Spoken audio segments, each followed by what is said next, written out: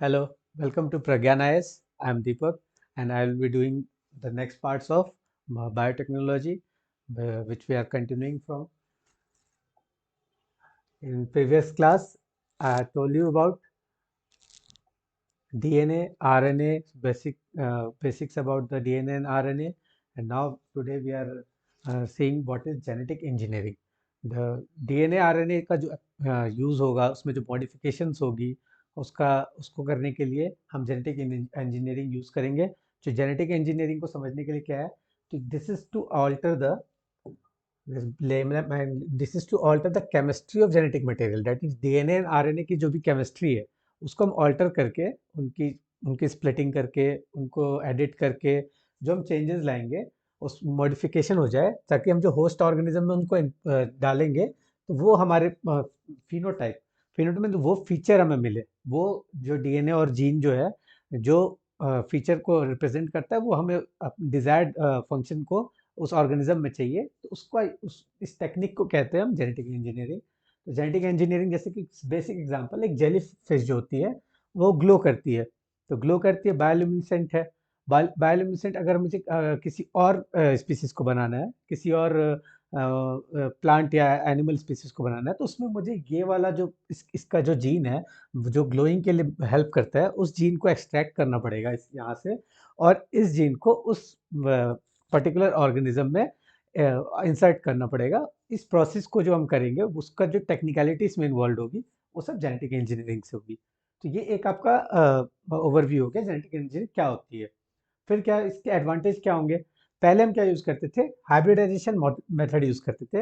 Hybridisation method में ये होता था कि दो अलग अलग स्पीसीज, दो एक ही स्पीसीज के दो अलग अलग वेराइटीज़ हैं, तो उनको हम क्या करते थे, मेट कराएंगे, क्रॉस ब्रीडिंग कराएंगे.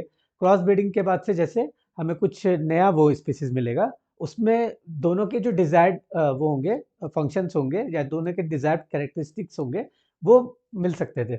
तो ये जो प्रोसेस है, ये बहुत ही ब्रॉड है. इसमें जो फंक्शंस होंगे, जरूरी नहीं कि जो हमें डिजायर्ड फंक्शंस है वही मिलेंगे. हो सकता है जो अनडिजायरेबल फंक्शन है वो भी रिटेन करे वो. तो ये ट्रायल एंड एरर मेथड है. तो इसमें हाइब्रिडाइजेशन प्रोसेस जो यूज होता था, इसकी लिमिटेशंस होगी. बट जेनेटिक इंजीनियरिंग क्या करता है कि आपके जो डिजायर्ड जो आपका वो है, फंक्शन है, उसको आइसोलेट करेगा, उस जीन को आइसोलेट करेगा, और सिर्फ उसी डिजायर्ड फंक्शन को इंट्रोड्यूस करेगा नेक्स्ट ऑर्गेनिज्म में. तो this will improve improve our specificity, कि हमें क्या चाहिए फंक्शन, और उस फंक्शन को हम अचीव कर पा रहे. तो ये हो गया आपका इसका एडवांटेज, इसलिए इसका नीड है.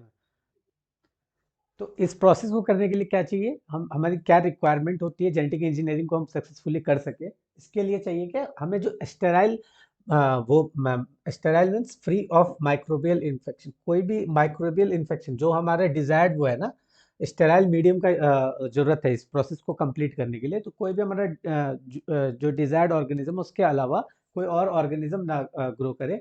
तो केमिकल इंजीनियरिंग प्रोसेस जिसमें क्या कहते हैं, ओनली द डिजायर्ड माइक्रोब और यूकैरियोटिक सेल, जिसमें कि उसको हम मल्टीप्लाई करेंगे, ताकि हम इंसर्ट कर सके जो भी हमारा नेक्स्ट जो होस्ट वो है, ऑर्गेनिज्म है, उसके में. तो उसमें इसमें क्या होता है, हेल्प होता है, कहाँ कहाँ यूज होता है ये सब. तो बायोटेक्नोलॉजिकल प्रोडक्ट बनाते हैं ना, तो वो हो गया, जैसे एंटीबायोटिक्स हो गया, वैक्सीन हो गया, एंजाइम्स हो गया. तो ये हम जब जैसे बायोसिंथेसिस करानी है एग्जाम एंजाइम्स की, तो ये सब करने के लिए हमें जो भी मीडियम चाहिए, वो मीडियम स्टेराइल होना चाहिए. ये कंडीशन है कि जेनेटिक इंजीनियरिंग की, ये कंडीशन होनी चाहिए. तो कैसे करते हैं, जैसे कि आप ये देख सकते हो, ये यहाँ पे डायग्राम के थ्रू, कि आपका जो भी वेक्टर डीएनए है, वेक्टर डीएनए है, ठीक है. तो उसमें आपके आपके जो भी आपको इसको एंजाइम को हम पुट करेंगे, किसी पर्टिकुलर एरिया को क्या करेगा, ये स्लाइस कर देगा जो वेक्टर डीएनए को. फिर हम क्या करेंगे, इस ये जो प्रोटीन है जिसमें से हमें चाहिए, जो जीन डिजायर्ड जीन है वो चाहिए, इसको हम स्लाइस करेंगे यहाँ पे. इस स्लाइस करेंगे किसी एग्जाम के प्रेजेंस में.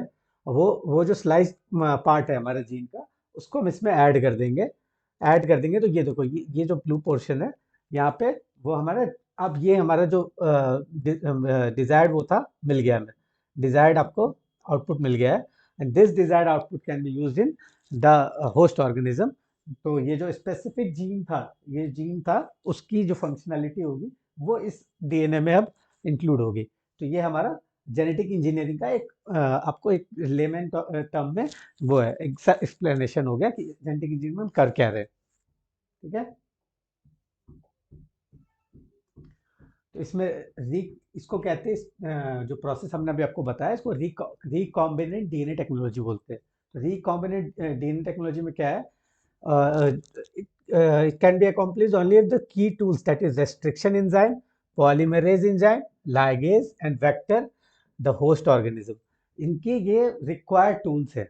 रिक्वायर्ड टूल्स क्या क्या है, एक तो रेस्ट्रिक्शन एंजाइम है जो रेस्ट्रिक्ट करेगी पर्टिकुलर एरिया के जीन को और उसको हम स्लाइसिंग में हेल्प करती है कि आइडेंटिफाई करती है कि इस एरिया को हमें एडिट करना है। ठीक है, पॉलीमरेज एंजाइम जो कि वहाँ पे जो भी हमारा एंजाइम है उसको वहाँ से एक्सट्रैक्ट करेगी, जो हमारा डिजायर्ड जीन है जो हम सोर्स से ले रहे हैं वहाँ से एक्सट्रैक्ट करेगी। लाइगेज जो होगा वो आपको हेल्प करेगा उसको कंबाइन करने में विद द वेक्टर।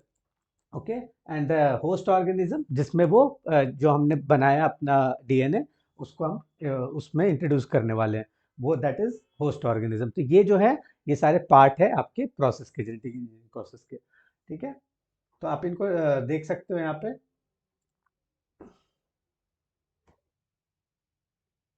तो अभी जैसे मैंने आपको बताया, तो अभी एक एक करके देखते हैं रेस्ट्रिक्शन एंजाइम क्या है। तो रेस्ट्रिक्शन एंजाइम जो है वो एंडोन्यूक्लियस, रेस्ट्रिक्शन एंडोन्यूक्लियस एंजाइम है जो डीएनए जो हमारा है, सपोज ये अभी आपने देखा था ये डीएनए है, पूरा डीएनए है। तो इस एरिया में हमें कट करना है यहाँ पे ताकि हम नया जीन यहाँ पे इंट्रोड्यूस कर सके। तो इस एरिया को कट करने के लिए जो एंजाइम होगा वो रिकॉग्नाइज करेगा उस न्यूक्लियोटाइड सीक्वेंस को, उसको रेस्ट्रिक्शन साइट कहेंगे हम, उसको रिकॉग्नाइज करेगा रेस्ट्रिक्शन एंजाइम, और वो रिकग्नाइज करके यहाँ पे कट कट कर देगा तो आपको ये मिल जाएगा, ये एरिया मिल गया। अब यहाँ पे ये जो गैप क्रिएट हुआ इसको रेस्ट्रिक्शन एंजाइम्स के मदद से आपने कट कर लिया है। अब क्लोनिंग वेक्टर क्या है कि जो आपने डीएनए आपने डिजाइन किया था जीन को ऐड करके उसको वो ले जाएगा, दैट विल ट्रांसफर दो दैट फॉरेन डीएनए जो आपने डीएनए बनाया है एडिट करके उसको ट्रांसफर करेगा, फॉरेन डीएनए को होस्ट डीएनए में ले जाएगा। तो उसके लिए हम यूज़ करेंगे क्लोनिंग वेक्टर। और क्लोनिंग वेक्टर ऐसा होना चाहिए ताकि वो इजीली लिंक कर जाए जो आपका जो होस्ट सेल है। सपोज बैक्टीरियोफाज है, बैक्टीरियोफाजेस क्या होते हैं, तो वो बैक्टीरिया को अटैक करते हुए वायरसेस, तो उनको हम न्यूट्रल करके वो हमारे लिए हार्मफुल नहीं होंगे, उसके थ्रू हम वो जो हमारा डिजायर्ड डीएनए है उसको इंट्रोड्यूस कर सकते हैं सेल में। तो वो एक एग्जांपल हो गया। लाइगेज क्या है, ligase specific type of enzyme, जो लाइगेज है इट विल फैसिलिटेट, जब हमने जो नया नया जीन लिया था इस डीएनए में वो करने के लिए इनकॉर्पोरेट करने के लिए, तो ये ऐड कैसे होंगे यहाँ पे उसमें ये हेल्प करता है, फैसिलिटेट करता है लाइगेज। तो ये आपके समझ में आ गया कि इनके फंक्शंस क्या हैं, जो जो भी हम टूल यूज कर रहे हैं उनको कैसे आगे यूज करना है। जो भी आपका होस्ट ऑर्गेनिज्म है, होस्ट ऑर्गेनिज्म का जो सेल होगा that that will be like this. ठीक है, इसके अंदर होता है, न्यूक्लियस के अंदर डीएनए मटेरियल होता है। तो आपको जो आपका जो डीएनए है उसको इसमें इंट्रोड्यूस करना है। आपने जो रिकॉम्बिनेंट डीएनए बनाया है जो कि एक डिजायर्ड फंक्शंस के साथ है, डिजायर्ड जीन के साथ है, उसको आपको होस्ट सेल के न्यूक्लियर में इंट्रोड्यूस करना है, न्यूक्लियस में। तो न्यूक्लियस में इंट्रोड्यूस करने के लिए क्या करना पड़ेगा, आप इसके दो तरीके हो सकते हैं। एक तो माइक्रो इंजेक्शन होता है, माइक्रो इंजेक्शन आर यूज। उसमें क्या होगा, directly they are injected into the nucleus of the cell. तो ये भी एक मेथड हो गया। दूसरा मेथड क्या है, एक आप क्या सेल को बम्बार्ड करते हैं with high velocity micro particles of gold और टंगस्टन। जो भी आपका डीएनए आपने बनाया है, रिकॉम्बिनेंट डीएनए है, उसको एक गोल्ड और नैनो पार्टिकल्स है, बहुत small particle of gold and tungsten के होते हैं, उनको बम्बार्ड करते हैं सेल को उससे। तो बम्बार्ड करने से क्या होता है, वो ब्रीच करके न्यूक्लियस में एंटर हो जाता है। तो न्यूक्लियस में जब एंटर हो गया तो फिर वहाँ पे क्या होगा, वो आपका कंबाइन कर लेगा डीएनए से होस्ट सेल के, और फिर वो फंक्शन जो भी होंगे उसको वहाँ पे फैसिलिटेट कर देगा। तो वो क्या हो गया, आपका एक जो डिजायर्ड आउटपुट था उस नए होस्ट सेल के ऑर्गेनिज्म में आपको मिल जाएगा। ठीक है, जो दूसरा मेथड है वो डिसआर्म्ड पैथोजन। आपको जैसे मैंने बताया है कि बैक्टीरियोफाज है, कोई भी ऐसा वायरस या बैक्टीरिया है जिसका कि कोई बहुत डेलिटेरियस इम्पैक्ट नहीं है, मतलब उसका कोई नुकसान नहीं होगा आपके होस्ट सेल पे, बट वो इंट्रोड्यूस कर सकता है आपके उसमें सेल में उस डिजायर डीएनए को। तो आपने जो रिकॉम्बिनेंट डीएनए बनाया है पर इसको आप डालोगे उस बैक्टीरिया या वायरस में, फिर उसको डिसार्म करोगे, जो उसके डेलिटेरियस इफेक्ट हो सकते हैं, जो इनका इम्पैक्ट हो सकता है, उसको आप डिसार्म कर दोगे। खाली आप डिजायर्ड डीएनए डाल रहे हो, ताकि जाके वो इन्फेक्ट करेगा आपके होस्ट सेल के सेल को, और होस्ट सेल में वो इम्प्लांट होके वो सारा डीएनए जो है, वो जेनेटिक मटेरियल वो ट्रांसफर कर देगा होस्ट सेल में। तो ये हो गया एक मेथड उसका। तो अभी इसके लिए इसमें क्या है, न्यू मेथड आ गया है। तो वो न्यू मेथड क्या है, ये बहुत ही रिवोल्यूशनरी है और बहुत इंपॉर्टेंट भी है, क्रिस्पर कैस 9। ये इसको ये 2020 में आपको पता है कि इसको लिए वो नोबेल प्राइज भी मिला हुआ है। तो नोबेल प्राइज इसलिए मिला था क्योंकि ये बहुत ही ज़्यादा रिवोल्यूशनरी और न्यू न्यू मेथड है। तो इसमें क्या करते हैं, जो क्रिस्पर कैस 9 है, क्रिस्पर कैस 9, तो इसमें जो क्रिस्पर है, that stands for clustered regularly interspace short palindromic sequence. Palindromic sequence का एक क्लस्टर है, वो है क्रिस्पर। और कैसनन क्या है, Cas nine is nothing but a molecular scissor है। सीजर है ताकि वो जो आप अभी स्लाइसिंग की बात कर रहे थे, तो ये जो है कैसनाइन है, ये बहुत इंजाइम है। तो ये आपका सीजर की तरह एक्ट करता है, वो कट करके बिल्कुल स्पेसिफिक लोकेशन पे, और वहाँ पे क्या करेगा, स्पेस बनाएगा, और जो क्रिस्पर है उसमें जो आपका डिजायर्ड जीन है उसको वहाँ पे एडिट कर। तो जीन एडिटिंग में दिस इज रिवोल्यूशनरी, और इसके लिए इसको नोबेल प्राइज भी मिला है। तो वो अभी आप देखेंगे आगे।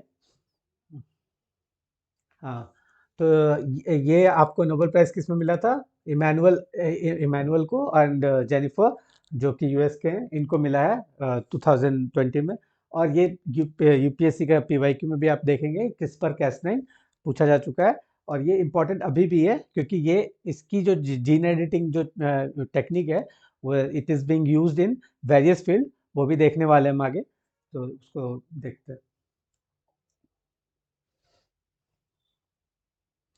हाँ, कैसे काम करता है, इसकी फंक्शनैलिटी को एक बार देख लेते हैं। तो क्या है, पहला जो फर्स्ट टारगेट क्या है आपका, पहला पहला टारगेट क्या है कि जो भी आपको सीक्वेंस है, जो आपका डीएनए है, उसमें एक सीक्वेंस है, उसको रिप्लेस करना है। सपोज वो जो सीक्वेंस है, कोई उसका जेनेटिक डिजीज में उसका रोल है, या फिर वो सीक्वेंस जो है वो किसी काम का नहीं है। सपोज वो एक तरीके का वो है, डार्क डीएनए। तो इन सबको अगर हमें रिमूव करना है और कुछ नया जो है डिजायर्ड सीक्वेंस है वो ऐड करना है, तो पहले उसका आइडेंटिफिकेशन करेंगे हम। तो वो जैसे कि आप यहाँ देख रहे हो कि identify the particular sequence of gene that causes the problem and दस हैव टू बी डिलीटेड। हमें वो डिलीट करना है। कोई जेनेटिक डिजीज है, सपोज ब्लाइंडनेस है, कलर ब्लाइंडनेस है, वो जेनेटिक डिसऑर्डर है, एक पर्टिकुलर जीन होती है, उसकी वजह से वहाँ पे आपके अंदर है वो कलर ब्लाइंडनेस। तो हमें उसको रिमूव करना है। तो उसमें उसको डिलीट करके वहाँ पे जो डिजायर्ड हमारा जीन है उसको इनपुट कर देंगे, तो वो हम इसको सही कर सकते हैं। वो एक हो गया। फिर क्या होता है, अगर आपने जब उसको डिलीट कर दिया वहाँ पे, तो अब वहाँ पे क्या करना है हमें, ये जो सीक्वेंस है DNA sequence, find and search function, जैसे कंप्यूटर में आप क्या करते हो, आपने एक सीक्वेंस ऐड करा उस किस पर में, तो अब जैसे वो सर्च करेगा, जहाँ पे भी वो आपको वो मिल जाएगा उसको सीक्वेंस, उसको आइडेंटिफाई करके वहाँ आइडेंटिफिकेशन हो गई। तो वो इस तरह से काम करेगा। फिर इसके बाद क्या है, स्पेसिफिक प्रोटीन होती है कैस9। कैस9 क्या है, वो जो आपने आइडेंटिफाई कर लिया है, तो उसको स्पेसिफिक पोजीशन से कट कर देता है। सपोज ये डीएनए है ना, आप यहाँ पे देख सकते हो टारगेट सीक्वेंस पहले आइडेंटिफाई किया आपने, ठीक है। तो टारगेट सीक्वेंस में क्या होगा, ये आपका कैस9 क्या करेगा, ये दोनों जो आपका ये डीएनए है, तो डीएनए में दो स्ट्रैंड है, तो ये जो टारगेट सीक्वेंस इतने दूर में है, तो इसको इसको आइडेंटिफाई किया इसने क्रिस्पर ने। फिर कैस9 क्या करेगा, उनको कट कर देगा वहाँ पे। कट करने के बाद क्या होगा, ये जो आपका गाइड डीएनए है, तो उस पर वहाँ पे बाइंड कर देगा। गाइड डीएनए क्या है, जब वो बाइंड हो जाएगा, तो हमारा जो ये जो हमारा जो एरिया था, वो हमने उसको रिपेयर कर दिया। तो यहाँ से हटा के फिर हमने डीएनए को रिपेयर करके मतलब ज्वाइन कर दिया। तो वो क्या हो गया, हमारा जीन एडिटिंग हो गई। जीन एडिटिंग हेल्प, दोनों के रोल से जीन एडिटिंग को हमने अचीव कर लिया।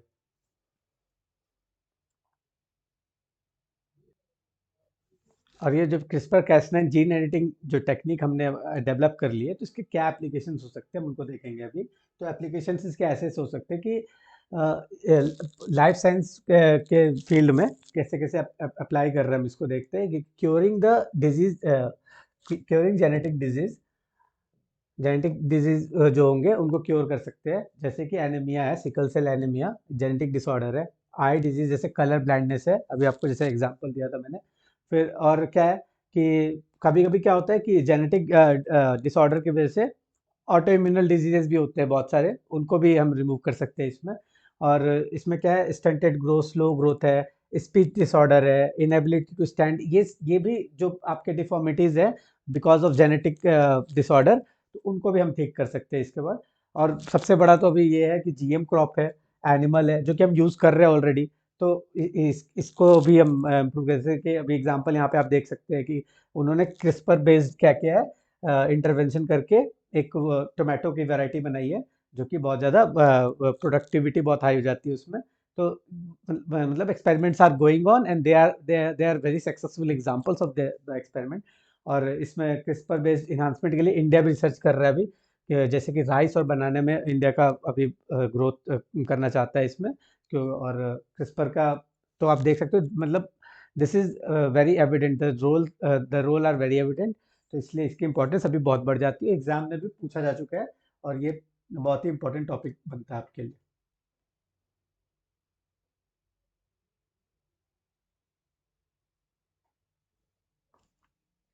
तो इसमें पोटेंशियल थ्रेट्स क्या हैं? पोटेंशियल थ्रेट ये है कि इसका यूज़ हो सकता है, मिसयूज़ हो सकता है किसमें? तो एथिकल इश्यूज भी हैं और थोड़ा बायोलॉजिकल थ्रेट भी है। तो क्या क्या है वो एथिकल इश्यूज, बायोलॉजिकल थ्रेट? कि एक तो बायोटेररिज्म में यूज हो सकता है।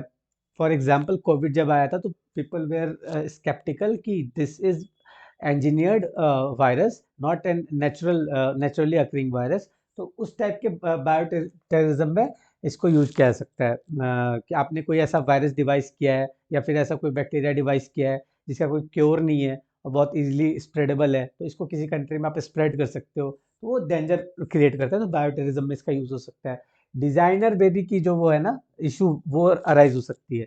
सपोज जिसके पास रिसोर्स है, जिसके पास पैसे है, वो क्या करेगा कि वो चाहेगा कि हमारे पास सारे डिजायर्ड जितने भी वो है, ब्यूटी स्टैंडर्ड है या फिर जो भी एथलेटिक वो आपके एबिलिटीज है, उसके साथ मेरा बच्चा हो, तो उसको वो डिजाइनर बेबी को यूज कर सकता है उसको पैदा करने के लिए। तो वो कैसे करेगा, वो देख सकते हैं एम्ब्रॉय में कैसे कैसे उसको चेंज करते हैं।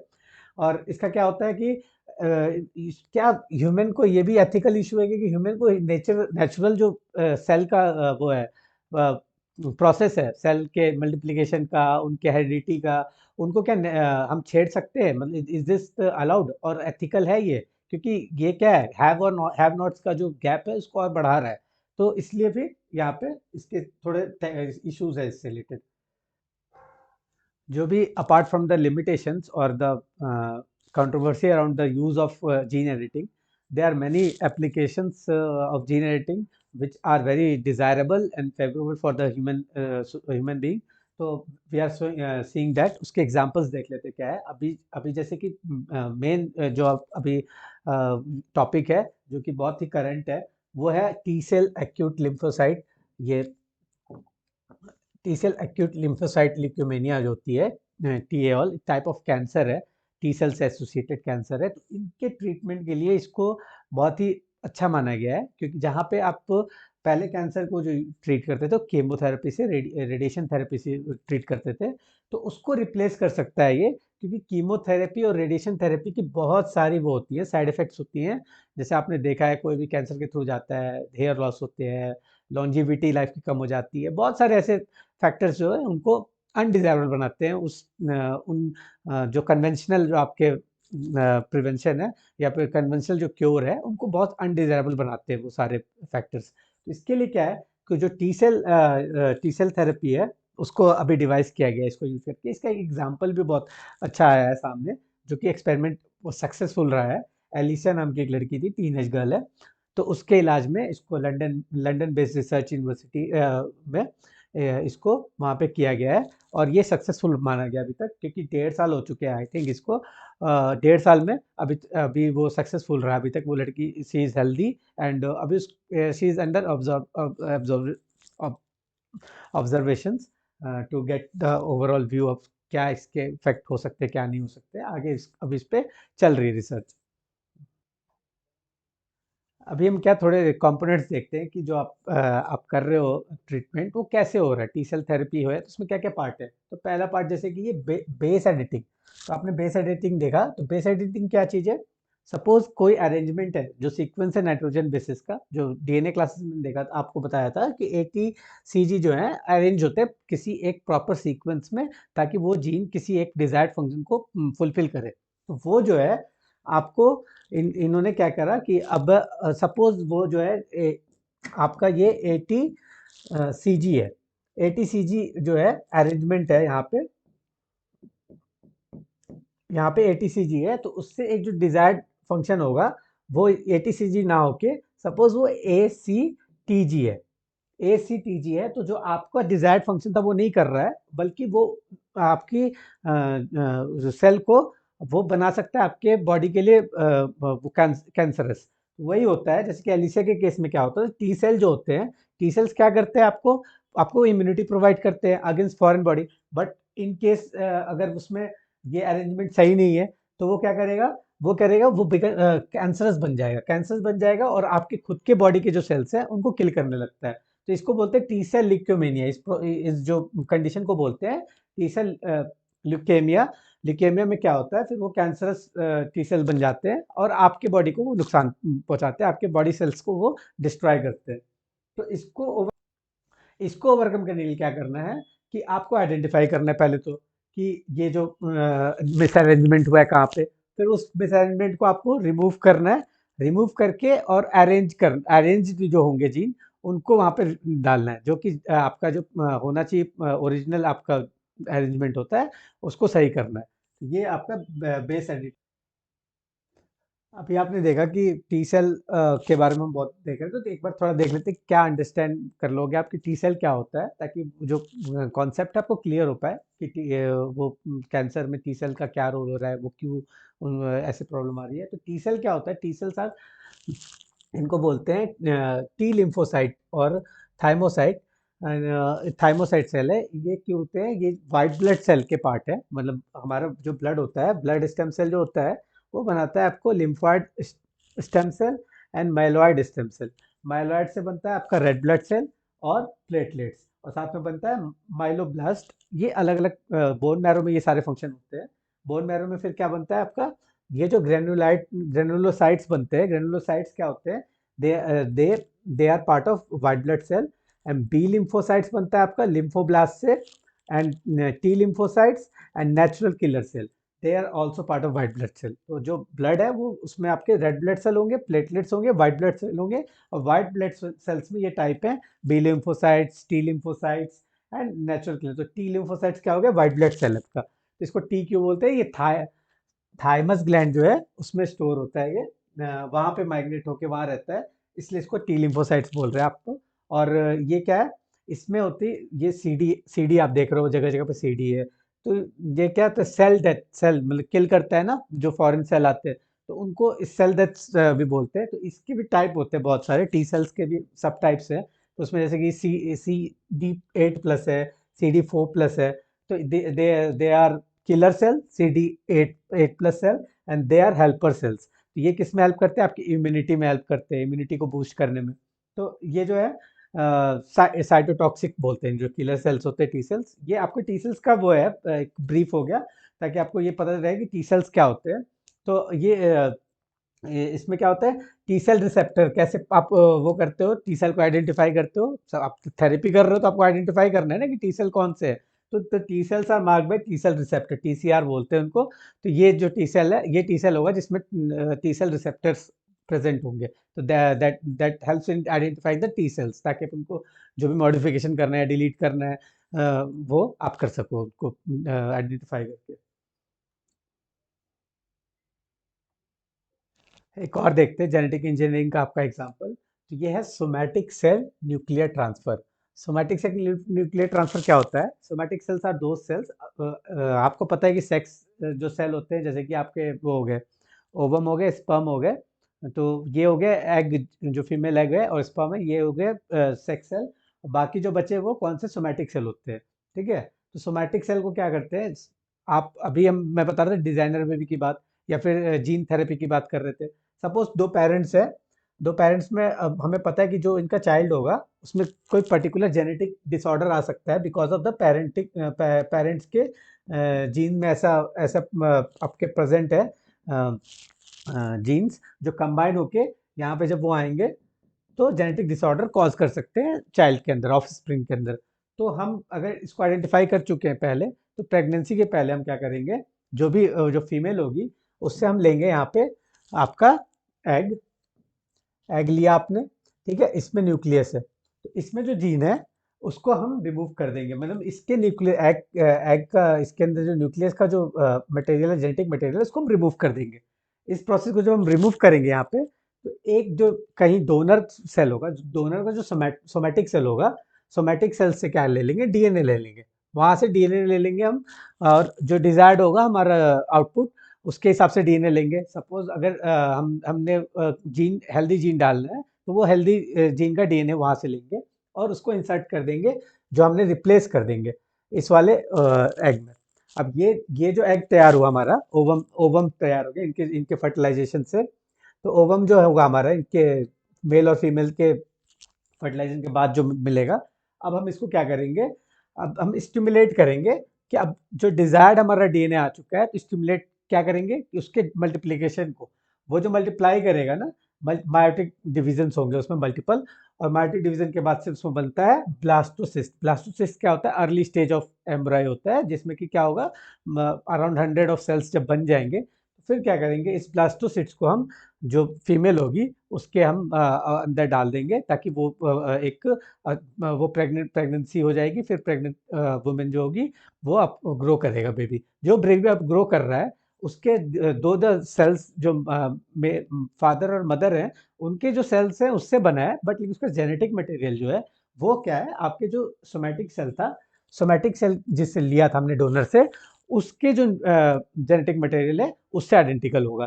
तो उसमें क्या होंगे, वो जो हमारे जीन के वजह से हमारे जेनेटिक डिसऑर्डर आने वाला था वो नहीं आएगा। वो जेनेटिक डिसऑर्डर की जो डेंजर थी उसको हम रिमूव कर रहे हैं इसके थ्रू। इसको क्या बोलते हैं, सोमैटिक सेल न्यूक्लियर ट्रांसफर। तो और यही जो मेथड है वो हम डिजायर्ड फंक्शंस के लिए भी यूज कर सकते हैं। सपोज आपको ब्राउन आइज चाहिए, तो ब्राउन आइज के लिए जो भी हमारा जेनेटिक मटेरियल होगा उसको इंसर्ट कर देंगे वहाँ पे।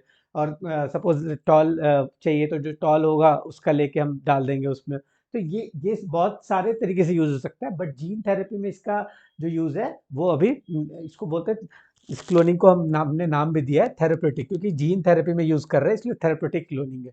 तो इसमें क्या एथिकल इश्यूज कम है, डिजाइनर बेबी की बात नहीं हो रही है यहाँ पे, किसी की जेनेटिक डिसऑर्डर को हम रिमूव कर रहे हैं, तो ये थेरेपेटिक क्लोनिंग होगी।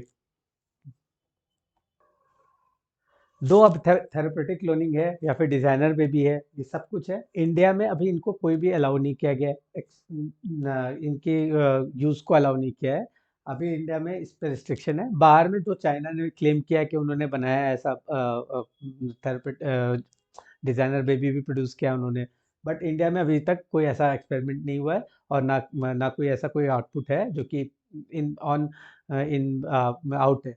तो यहाँ पे बैन है अभी इसको लेके, यहाँ पे अनएथिकल माना गया है इसको अभी, एथिकल इश्यूज की वजह से अभी यहाँ इंडिया में प्रैक्टिस नहीं हो रहा है। बट ये इंपॉर्टेंट टॉपिक बनता है, क्योंकि ये जो है एप्लीकेशंस में आने लग गया है, सोमैटिक सेल न्यूक्लियर ट्रांसफर। तो इसलिए आपके पेपर के लिए इम्पोर्टेंट है, यू शुड नो अबाउट कि कैसे होता है, क्या होता है।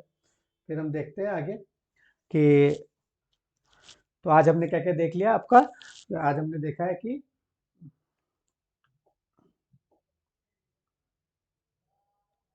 आज हमने आपको देख लिया कि क्रिस्पर कैस9 कैसे वर्क करता है, फिर जीन एडिटिंग क्या होती है, और सोमेटिक सेल न्यूक्लियर ट्रांसफर क्या हुआ, ये सब देख लिया। अब नेक्स्ट इसके आगे हम एप्लीकेशन देखते हैं कि क्या हम एप्लीकेशन करते हैं, जो बायोटेक्नोलॉजी में क्या एप्लीकेशन हो रहे हैं उसके, उनको आगे एक्सप्लोर करते हैं। आज के लिए इतना हो गया, थैंक यू। और अगर आपको सही लग रहा है कंटेंट, तो सब्सक्राइब टू प्रज्ञान IAS।